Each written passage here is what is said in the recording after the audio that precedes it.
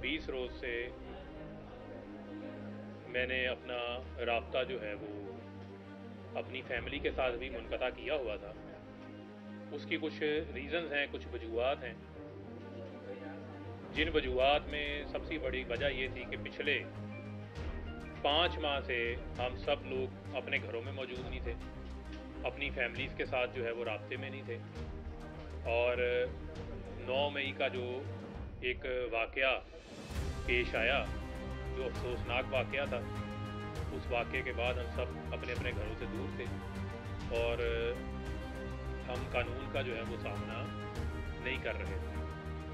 लेकिन उन 5 माह के दौरान एक मुसलसल माइंड के अंदर, दिमाग के अंदर जो है वो एक सोच मौजूद थी कि जो पॉलिटिक्स, जो सियासत हम कर रहे हैं, क्या इसी पॉलिटिक्स के लिए मैं 2008 में मैंने पंजाब यूनिवर्सिटी में बतौर स्टूडेंट रहनुमा के तौर के ऊपर अपनी सियासी जदोजहद का जो है वो आगाज़ किया था।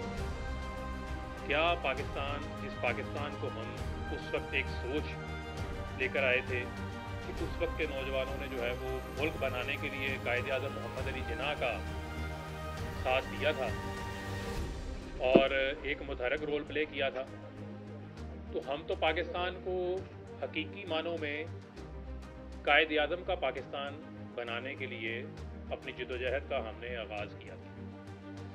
तो ये सवालात मुसलसल, इनके जवाब जो है वो मैं अपने आप से पूछ रहा था, क्योंकि जो आपकी सेल्फ अकाउंटेबिलिटी है, जो आपका खुद एहतसाबी का अमल है, वो बहुत ज़रूरी होता है। बाज़ औक़ात आप हालात और वाक़यात के तसलसल में, जज्बात में आप इतना आगे चले जाते हैं कि आप जो है वो हकीकत से बहुत दूर चले जाते हैं। और मैं भी उसी मरहले के अंदर, उसी जो है वो तज़बज़ब का शिकार था। तो मैंने ये अपना एक टाइम टेकअप किया ताकि मैं अपना एक फ़ैसला कर सकूं। इसमें मेरी बहुत सारे ऐसे कुछ रूहानी लोग हैं, उन्होंने भी मेरी मदद की। कुछ मेरे मुखलिस दोस्त हैं, उन्होंने भी इसमें मुझे इस नतीजे पे पहुंचने पे मेरी जो है वो मदद की। ये कोई हमारी कोई ऐसी जंग नहीं है, ये कोई कुफर और इस्लाम की जंग नहीं है, बल्कि हम अपने ही मुल्क के अंदर जो हमारी एक डेमोक्रेटिक जमहूरी जो हमारी स्ट्रगल होनी चाहिए, उस स्ट्रगल से हट के हम मुल्क को वायलेंस की सतह के ऊपर ले आए। और जो हमारा मकसद था कि मुल्क को हमने कायद-ए-आज़म का पाकिस्तान बनाना है, वो कायद-ए-आज़म के पाकिस्तान से हम दूर हट गए। और मैं उस पर भी आऊँगा कि उसकी क्या वजूहात थी, क्या रीज़न्स थी। मसलन 9 अप्रैल को 2022 को वोट ऑफ नो कॉन्फिडेंस हो जाता है। वोट ऑफ नो कॉन्फिडेंस हुआ, सियासी गेमिक्स होती हैं, सियासत के अंदर गेमिक्स होती हैं। इमरान खान साहब ने भी की हैं, अगर किसी और ने भी की हैं, तो उन्होंने नो कॉन्फिडेंस हुआ आइनी तरीके से। आइन में मौजूद है कि आपके पास अगर अक्सरियत नहीं है तो आप वोट ऑफ नो कॉन्फिडेंस से आपको हटा दिया जाएगा। लेकिन उस वोट ऑफ नो कॉन्फिडेंस के बाद ना हमें चैन से बैठने दिया गया जो पार्टी के अहदेदारान थे, ना पार्टी के वर्करों को, ना ही जो पाकिस्तान की आवाम है। यानी कि एक जो मेरे मुताबिक, मेरी सोच के मुताबिक एक डेमोक्रेटिक स्ट्रगल होनी चाहिए थी कि ठीक है, आपको अगर 3.5 साल मौका मिला, आप हट गए हैं, आप आइनी तरीके से हटे हैं, आप इंतज़ार करें, आप इंतखाबात का इंतज़ार करें, इंतखाबात आएंगे, आपको मौका मिल जाएगा।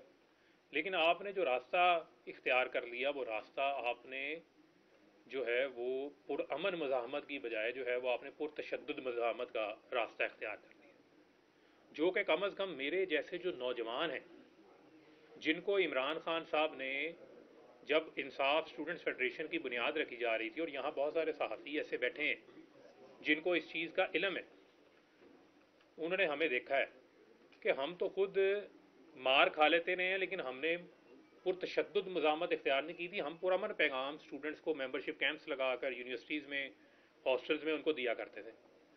यानी कि मुझे खुद पता है कि हमने 24-24 घंटे, 48-48 घंटे हम लोग इतना दीवाना आवर काम करते थे कि हमने खाना नहीं खाते थे हम। 40 دن 50 روز میں فیصل آباد اپنے گھر نہیں جاتا تھا، اپنی فیملی سے میری ملاقات نہیں ہوتی تھی. اتنا جنون کے تحت ہم کام کر رہے ہوتے تھے. ہم تو 2008 میں اس وقت کام کر رہے تھے جب لوگ ہم سے پوچھتے تھے کہ پی ٹی آئی ہے کیا، آپ سے ممبرشپ لیں گے تو اس ممبرشپ کا ہمیں کیا فائدہ ہوگا. ہم نے دنوں میں یونیورسٹیز میں کام کرنا، رات کو جا کے لاہور کے ہاسٹلز کے اندر ڈور ناکنگ کر کے اسٹوڈنٹس کو ممبر بنانا، ان کو کنونس کرنا. لیکن اس وقت ہمارا پیغام کیا تھا؟ ہمارا پیغام تھا قائد اعظم کا پاکستان. ہمارا جو پیغام تھا وہ پیغام تھا نان وائلنٹ. جو پی ٹی آئی ہے، جو انصاف اسٹوڈنٹس فیڈریشن ہے، وہ نان وائلنٹ تحریک ہے. ایک F I R I S F کے اوپر نہیں ہے کوئی، کیونکہ ہم نے کبھی کوئی پرتشدد کارروائی کا حصہ ہی نہیں لیا تھا.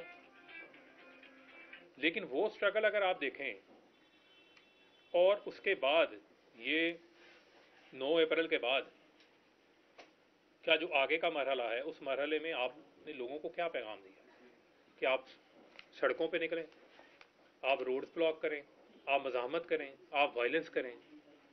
اور اس وائلنس کے نتیجے میں ایک مسلسل مائنڈ سیٹ، ایک پیغام دیا جاتا رہا، جہاں پر جو انوسینٹ لوگ تھے وہ کلٹ فالوئنگ کے اندر ان کے مائنڈز کو جو ہے وہ ان کو ہائی جیک کیا گیا، اور ان کے دماغ میں مسلسل جو ہے وہ ایک جذبات بھڑکائے جاتے رہے کہ پتہ نہیں جو پاکستان کے ادارے ہیں وہ آپ کے خلاف کام کر رہے ہیں، وہ آپ کو پتہ نہیں پالیٹکس جو ہے وہ نہیں جو ہے وہ کرنے دینا چاہتے. مسلسل ایک نفرت کا جو پیغام تھا وہ بیج بویا جاتا رہا.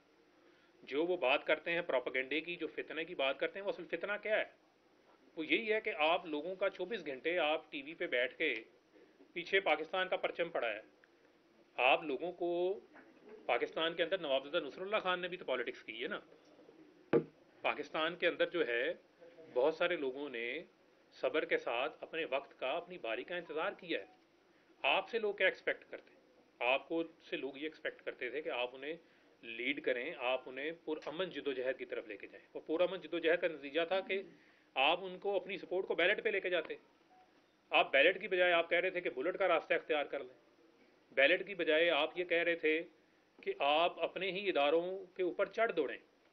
اور یہ ایک مسلسل مائنڈ سیٹ تھا. یعنی میں ایک مثال آپ کو دے دیتا ہوں، آپ لوگوں نے کور کیا 14 مارچ کا انسیڈنٹ تھا زمان پارک کا. 24 گھنٹے مزاحمت ہوتی رہی. تو سمجھ آئے کہ پولیٹیکل لیڈرز گھروں سے گرفتار ہوتے ہیں، ماضی میں بھی ہوئے ہیں. لوگوں نے سالہ جیل کاٹی ہے. اگر آپ نیلسن منڈیلا کی مثال دیتے ہیں، 28 سال اس نے جیل کاٹی ہے، تو نیلسن منڈیلا نے کیا جو ہے وہ لٹھا بردار فورسز بنا لی تھی؟ کیا آپ اپنی یوتھ کو یہ بتا رہے تھے کہ پٹرول پمپ بنا کے پٹرول پمپ جلاؤ؟ یا آپ پرامن طریقے سے اپنے پیغام کو اتنا سٹرونگ کرتے ہیں، آپ جمہوری انداز سے چیزوں کو لے کے چلتے ہیں کہ آپ اپنا الٹیمیٹ ٹارگٹ جو ہے وہ اچیو کر لیتے ہیں. لیکن 14 مارچ کو مثلا ایک وارنٹ آیا نا، ایک عدالت نے بلایا، اگر آپ کو پولیس گرفتار کرنے آ گئی ہے، واٹ ایور، آپ اس کی ڈیٹیل میں نہ جائیں. آپ نے بظاہر بیگ بھی تیار کیا ہوا ہے، لیکن ساتھ میں آپ یہ بھی چاہ رہے ہیں کہ باہر لوگ مزاحمت بھی کریں.